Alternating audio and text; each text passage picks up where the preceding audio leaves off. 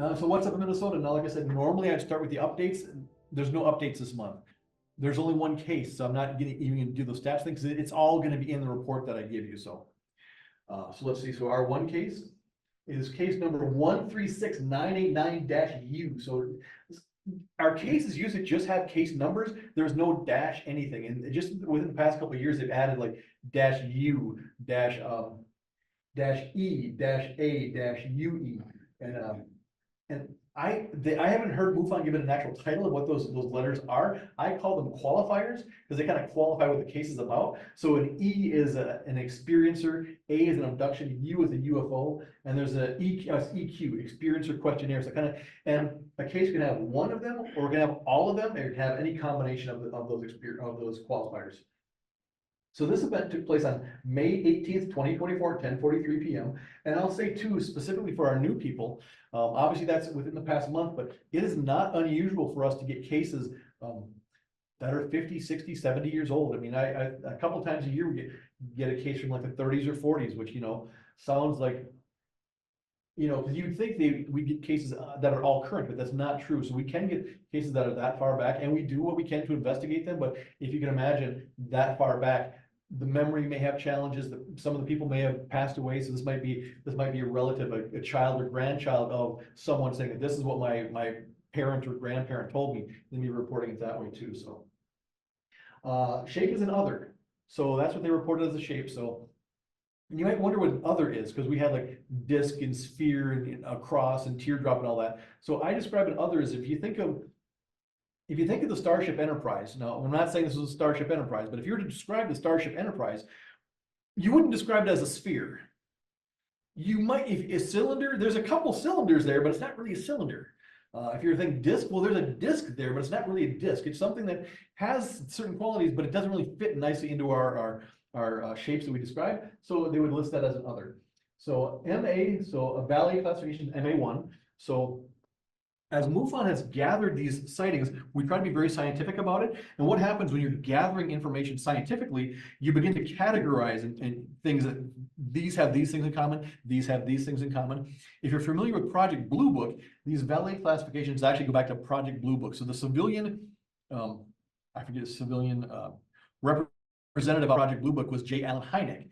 His assistant was Jacques Vallée. So they were the ones that started to qualify how all these different cases were. And so they've got these Vallée classes, they call them Vallée classifications.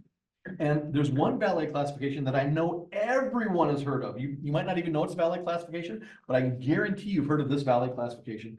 The Vallée classification of close encounters of the third kind.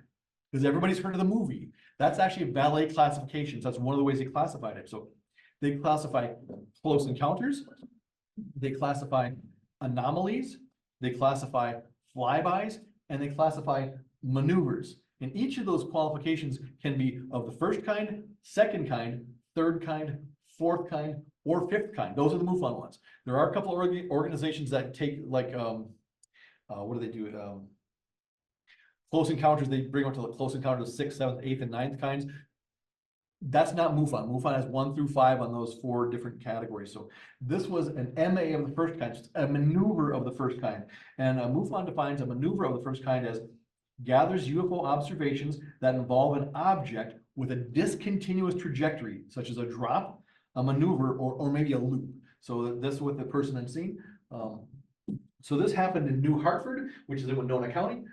This is the exact short description that the witness put in the report. I seen a star-like object in the sky moving from west to east.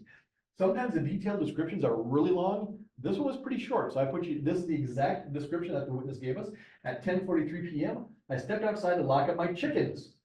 I've talked in the past about how dogs are a reason why we get a lot of reports, because they're going to walk their dog or let their dog out. But here we've got a case of we're getting a sighting because of chickens that I've forgotten about. When I looked up in the sky towards the west, I seen a star-like object going toward the east, but moving erratically on its way east.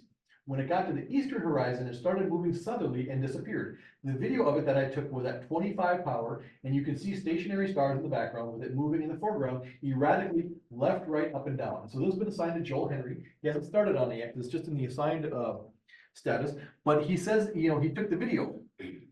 He submitted the video to us.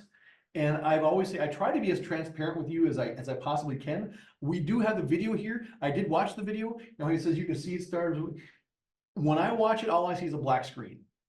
I don't see the stars, I don't see the object, I don't see it at all, but I see a black screen. But like I said, I try to share with the public everything that I can. So yes, Mike. Have you tried watching it in a dark room?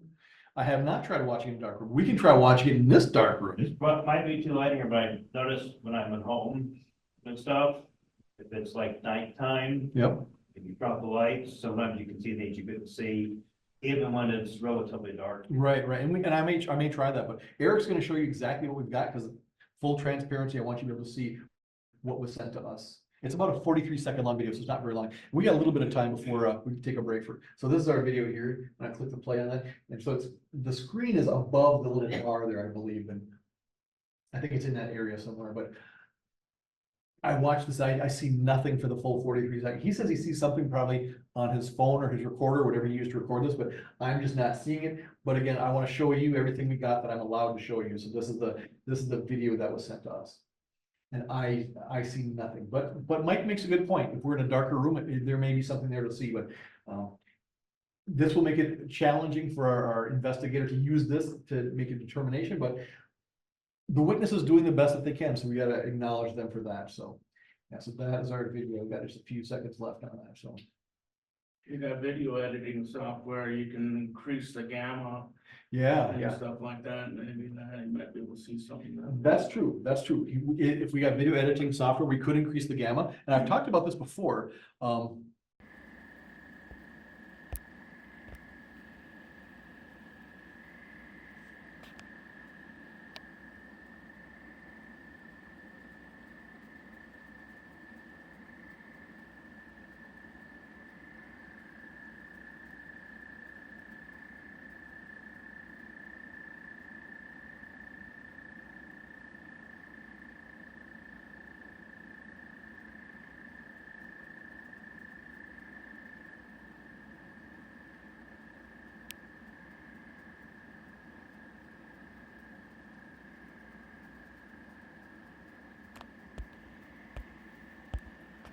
Because we have video and photo analysts who analyze some things, and we would let them analyze the video.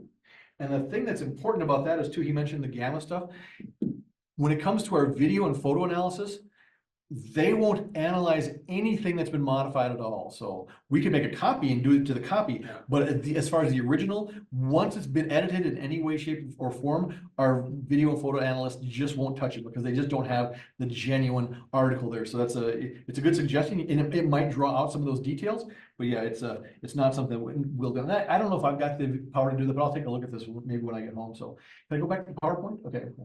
And so that's been assigned. When Joel completes his investigation on this, I'll show this one to you again. I'll tell you what Joel concludes. And unfortunately, that's what's up in Minnesota, because we just have not had